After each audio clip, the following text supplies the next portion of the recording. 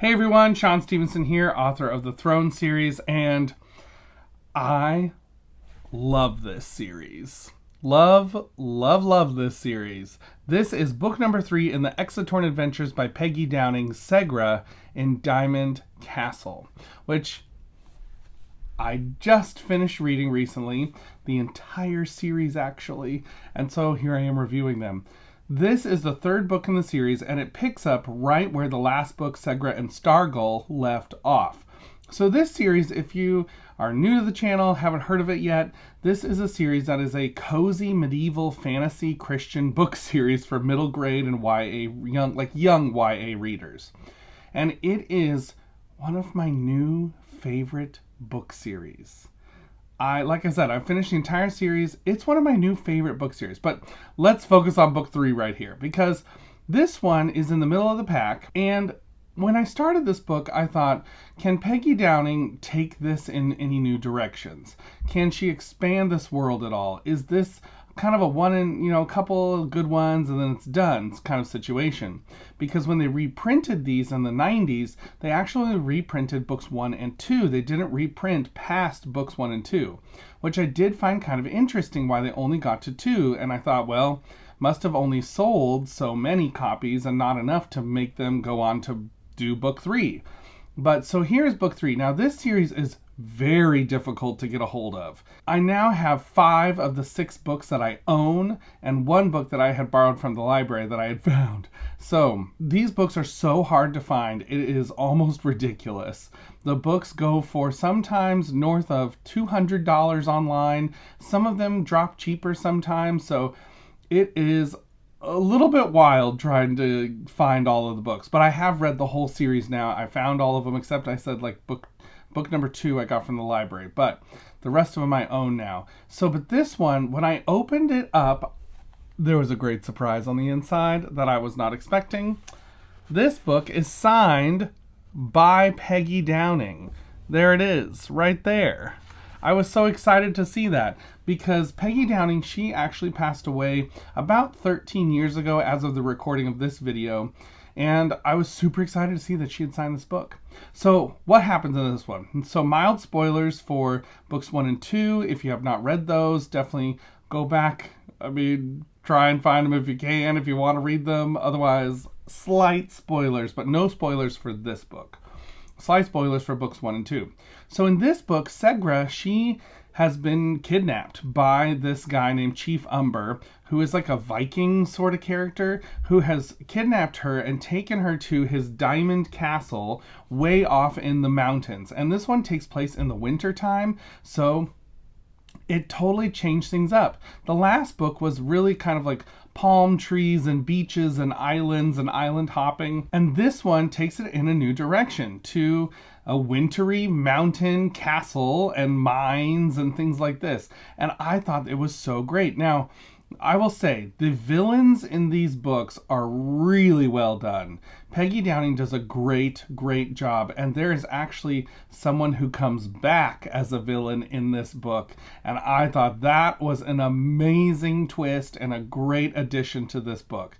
After reading book 2, I learned my lesson not to look ahead at the back matter of the books, because I accidentally saw the back matter of this book and it gave something away about book 2. So I learned my lesson. I'm not looking ahead at any of the back matter. I'm not going to read any of it. I'm just going to go straight into the book and see what happens.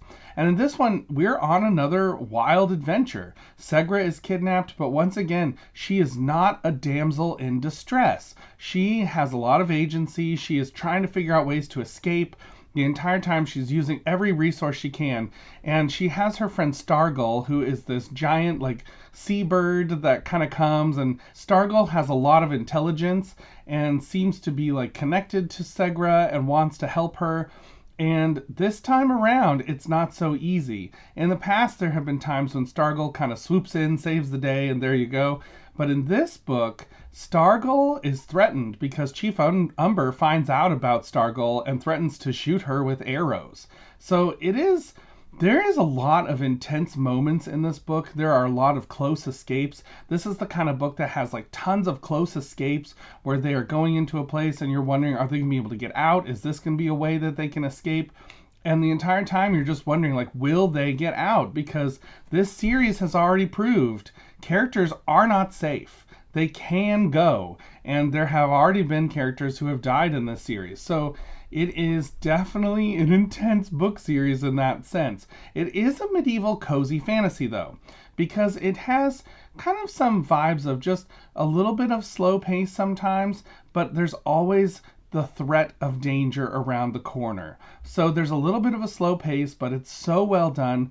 There's always a tiny bit of mystery here and there with these storylines of like what's happening over here or how are they going to get out. A lot of times these books have been a little bit plot driven, but the characters here really start to grow.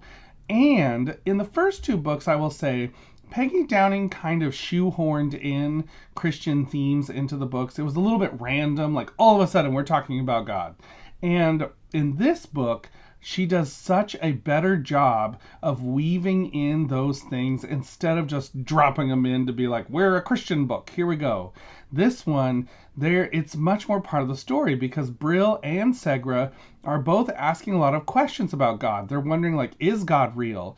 Does God actually hear prayers? Like, is this actually a thing? And that is a theme that goes throughout the entire book and is organic out of the storyline. It's not forced onto the story. It's not added to it. It is part of the story. Since Segra and Brill, the main characters, are believers in God, it makes sense that they would have a time of asking questions and wondering. And that theme is built out very, very well throughout the book. The character development is good. I would say that it's kind of slight sometimes, but you do see some character development for these characters throughout the book. And by the end, they are different than they used to be. And I have to say, the ending of this book has such a unique and interesting way that they solve a major problem. And I kept thinking, this is so fascinating because I have not read a book that did this to solve this particular problem. And I know this is super vague sounding, but this is a spoiler-free review, so I'm trying to stay spoiler-free. But the way that they end up solving things was super genius. I kept thinking that was a really smart move. It just makes me think Peggy Downing was a very smart author. She knew how to weave the story together. She knew how to kind of set that pace where you're moving along. You never feel bored. I never had a moment of boredom in these books, even with the slightly slower pace. They always have that cozy feel that just keeps you moving, even when it's a little bit slower and the characters are like dialoguing or talking about different things. It still keeps cranking along. The settings here are a lot of fun too. There are some definite, if you have claustrophobia, there are a few moments where they are in some very tight spaces that had me feeling a little like, oh, I don't like it, because it was so closing in kind of feel, and the way that she described it, you just kind of felt panicked for the characters. I will say too, she does a really good job talking about capitalism. This is so interesting to me. This book tackles the idea of capitalism in such an interesting way. Now, she definitely takes this idea of capitalism is not a bad thing, but it can become a bad thing if it's let off to its full extent. So what I mean by that is you have some characters in this book who are doing things because they want whatever they want as much as they can get it. And they are very greedy about it. They exploit others. It's a difficult situation for the characters who are stuck in this.